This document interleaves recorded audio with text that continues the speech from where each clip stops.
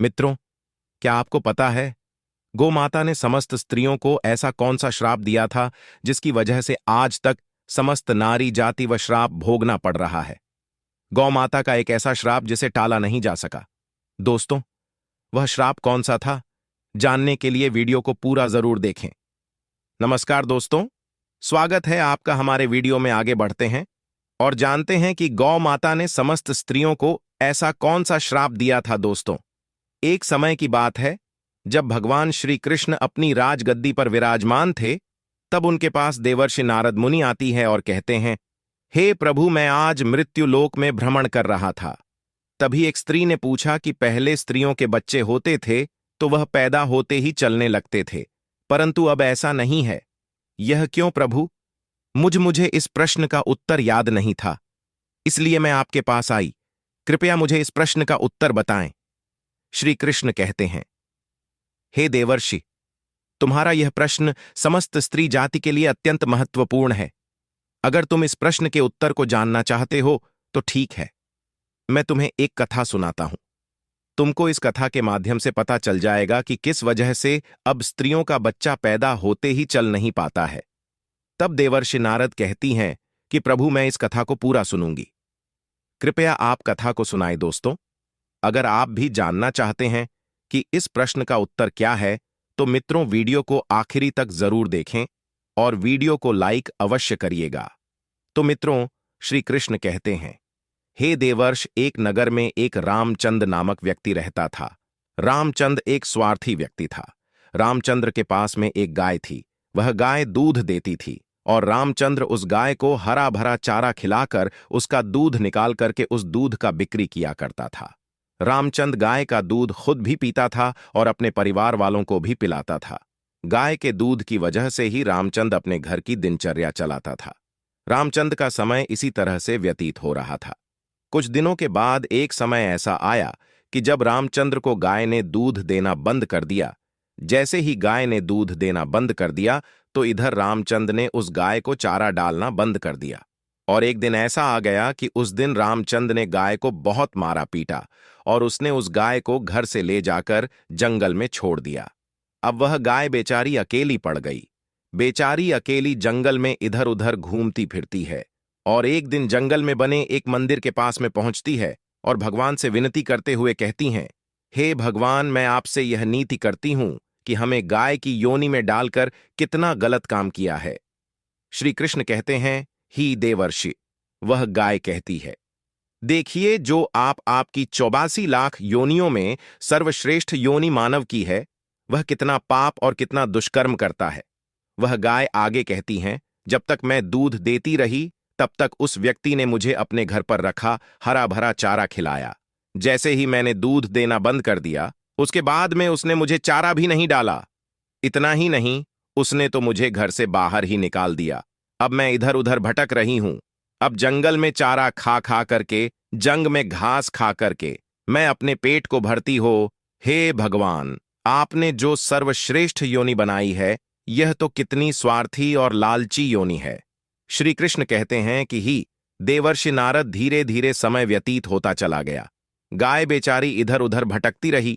जब भी वह गाय रामचंद्र के द्वार पर आ जाती है तो रामचंद्र ने लाठी लेकर के उस गाय को जंगल की तरफ, खेतों की तरफ भागा करके आता है। श्री कृष्ण कहते हैं, ही देवश्री, धीरे धीरे जब वह गाय एक दिन गर्भवती हो जाती है, तो अब जैसे ही 3-4 महीने का गर्भ हुआ है तो उसी जंगल से एक स्त्री गुजर रही थी। उस स्त्री ने जैसे ही उस गाय को देखा, उसने मन में सोचा कि यह गाय तो गर्भवती है। मैं एक काम करती है, इस गाय को मैं पाल लेती हूं। जब इसका बच्चा हो जाएगा तो यही जाए मुझे दूध देने लगेगी।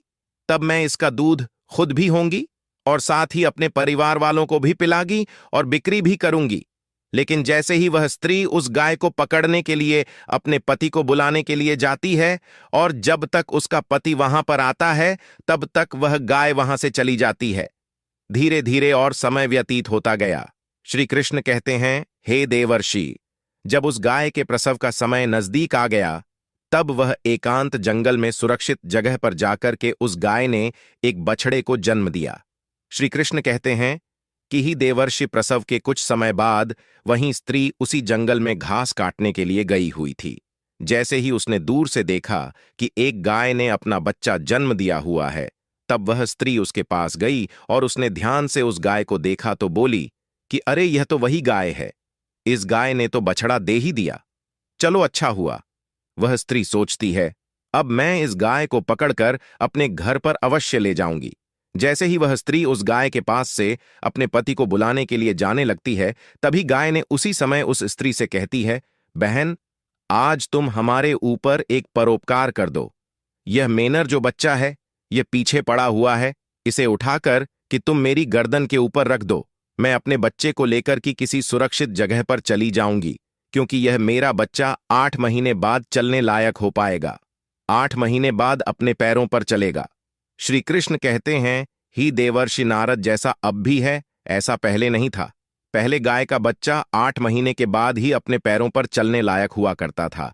श्री कृष्ण कहते हैं, हे देवर्षि, लेकिन जैसे ही उस स्त्री ने गाय की बात सुनी तो बहुत बहुत जोर जोर से हंसने लगी और कहने लगी, तुम्हारा बच्चा इतना गंदा है, इतनी गंदगी में पड़ा है, मैं तुम्हारे बच्चे को उठा करके तुम्हारे कंधे पर क्यों रखूं, मैं तुम्हारे ऊपर यह परोपकार क्यों करूं। जैसे ही उस स्त्री ने उस गाय का बहुत मजाक बनाया, उस समय गाय बेचारी असहाय थी, वह अपने बच्चे को उठा नहीं सकती थी।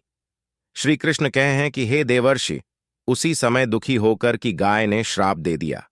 उसने श्राप देते हुए कहा कि जाओ, आज तुम्हारा बच्चा जन्म लेने के बाद तुरंत चलने लगता है, लेकिन आज मैं श्राप देती हूं, तुम्हारा बच्चा जन्म लेने की 10 महीने बाद ही अपने पैरों पर चलने लायक होगा, और जो यह मेरा बच्चा आज चल नहीं पा रहा है, और यह आज के बाद पैदा होते ही बहुत जल्द अपने पैरों पर चलने लायक हो जाएगा।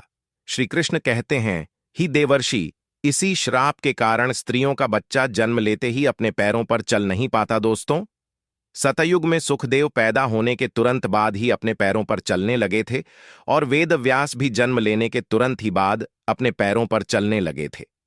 यह बात तो सतयुग की थी, लेकिन कलयुग में ऐसा नहीं है। कलयुग में बच्चे को अपने पैरों पर चलने के लिए कम से कम 9 से 10 महीने लग जाते।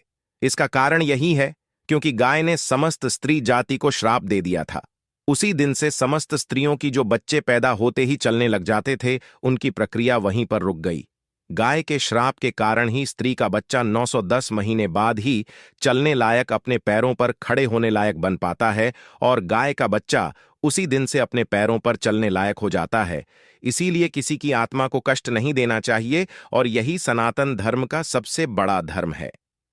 गोस्वामी तुलसीदास ने लिखा है, पर हिट सरल धर्म नहीं दोस्तों, दूसरे के दुख में दुखी हो जाना, दूसरे के काम आना सबसे बड़ा धर्म माना गया है। तो इसलिए हमें असहाय पशु की, पक्षियों की सहायता करनी चाहिए। गाय के श्राप की वजह से ही जितनी भी पशु पक्षी हैं, उन सबके बच्चे जन्म लेने के तुरंत बाद चलने लग जाते हैं। लेकिन स्त्रियों के बच्चों पर इसका विपरीत प्रभाव पड़ा कि जन्म के तुरंत बाद स्त्री का बच्चा चलने लायक नहीं बन पाता। एक स्त्री की गलती से आज समस्त मानव जाति की महिलाओं को श्राप का खामियाजा आज भी भुगतना पड़ रहा है। मित्रों, आपको यह जानकारी कैसी लगी, हमें कमेंट में अवश्य बताइएगा, और कमेंट में जय श्री राम अवश्य लिखना। साथ ही अगर आप हमारा चैनल पर नए हैं तो चैनल को सब्सक्राइब अवश्य कर लेना, हो सके तो इस वीडियो को ज्यादा से ज्यादा लोगों तक शेयर अवश्य करें। वीडियो देखने के लिए आपको दिल से बहुत बहुत धन्यवाद।